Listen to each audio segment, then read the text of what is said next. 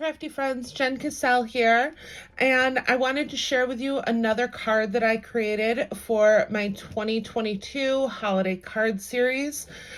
This is an acrylic back card. It's kind of fun. I did do something like this a little earlier in the year, and I wanted to create a Christmas card using the same technique. There will be a tutorial at the end of this video, so stay tuned. For this card, I used the shaker from Scrapaholics Chipboard.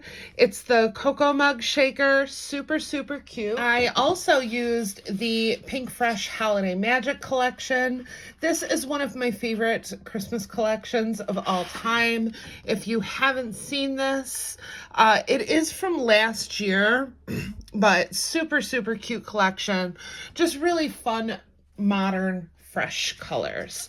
So like I said, for this card, I use this cocoa shaker, super cute in here. It's got a snowflake and a candy cane on top. I did cut a layer of glitter cardstock. What's nice about these shakers is you get the digital SVG file for all of her shakers. This is one of the puffy stickers from the collection. I just used some clay bits for the top cocoa part. Once again, another one of the puffy stickers. This chipboard snowflake also comes with the shaker set. For the panel pieces on the top and bottom, I used this super cute embossing plate from Sizzix. It's the sweater embossing plate. Maybe it's Fair Isle or Knit, something along those lines. But it's one of their 3D embossing folders, and just look at the texture you get on that. I did back it up with some glitter cardstock.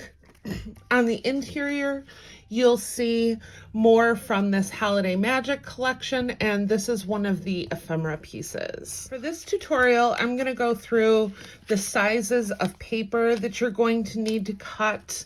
I am not going to use the hot cocoa mug. I actually created this cute little shaker. This is the mason jar shaker, also from Scrapaholics Chipboard. For this one, I am using the Simple Stories Baking Spirits Bright collection. This is a really cute collection. I just really like the mix of traditional reds and greens with some pinks and teals in there. So for this card, I made it an A6 card, which means that it measures 4.5 by 6.25. For the base of your card, you are going to want a piece of paper that measures 8.25 by 4.5. You are going to score at 6.25 inches. So you have a 2-inch piece on this side. And then once again, this is 4.5 by 6.25 on this side. You are also going to need 3 more pieces that all measure 2 by 4.5.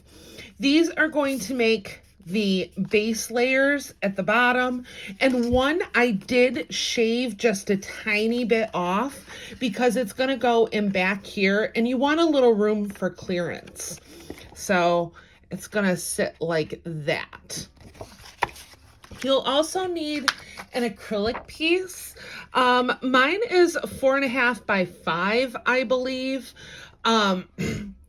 You could cut it the full 6.25 by 4.5, but I wanted to conserve a little bit of my acrylic. This is just a scrap that I had in my stash. You're also going to need, I did 2 layering pieces for each of the top and bottom panel pieces. I just cut 1/8 of an inch off. So these are going to measure 4 3/8 by 1 7/8.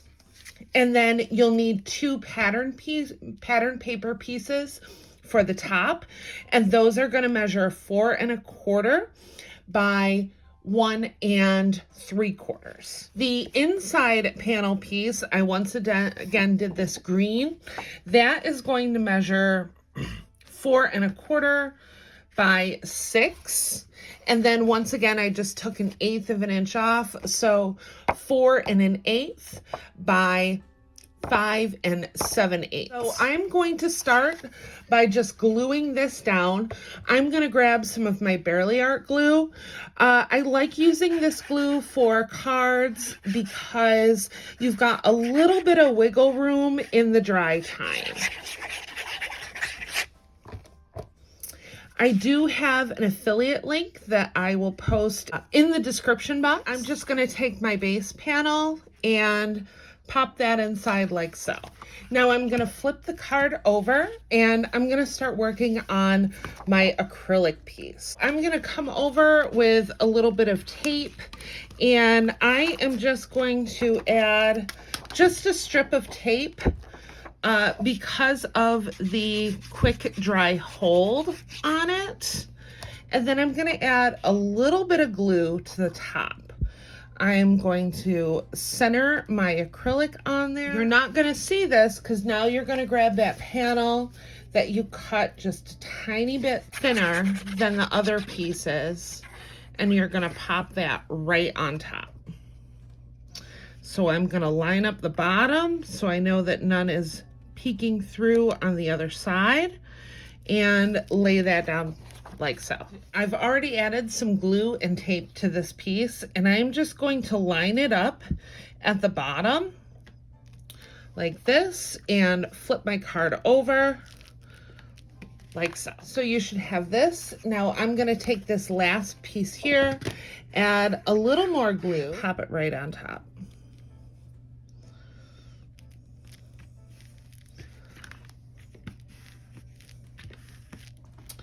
All right, so we have the basic panel of our card. I'm just going to add on my layering pieces at this point. I've got my 2 panels on the top and bottom. Now I can just add my shaker to the front portion. Right, so I've added these cubbies from Barely Art. I really like the size of these. The 1/8 of an inch strips make everything really convenient. They have a great adhesive on there. And then I'm just going to eye this up like that.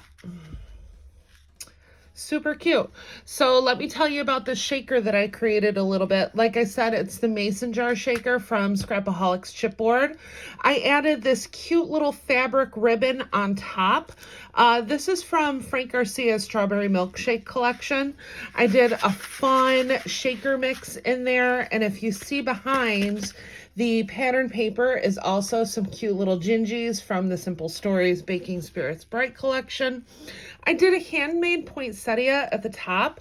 I wrapped some baker's twine around there, and then I just did some picks at the top to add a little greenery element to it. Now, for the bottom piece, I created this cute little gingerbread shaker. This is one of the new dies from Scrap Diva. You get a large gingerbread, and it also comes with like a little wardrobe collection. So you can do this cute little cap. It's like an icing cap almost. And then the dress, it's got a scarf, a whole bunch of bows. And then there's the small option as well.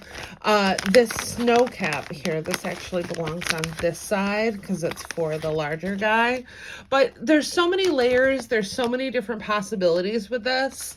But I just did this cute little ginger lady that I'm going to put right here. And I am going to pop her up as well. I'm grabbing some of the 1/4 inch ones. It's nice because you can add so many different layers to your pieces with this. And you don't have to worry about lining things up, like doing 2 1/8 of an inch foam dots to bring it up to a 1/4 of an inch. Just less of a guessing game. So I am just going to pop her right here.